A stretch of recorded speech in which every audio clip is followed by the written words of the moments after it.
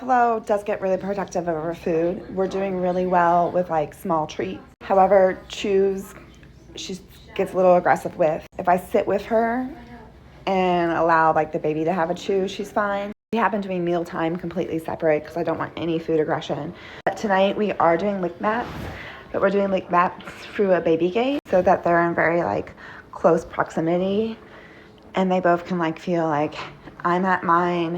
I'm at mine, we're both getting the same. I can see you enjoying the food and I don't care.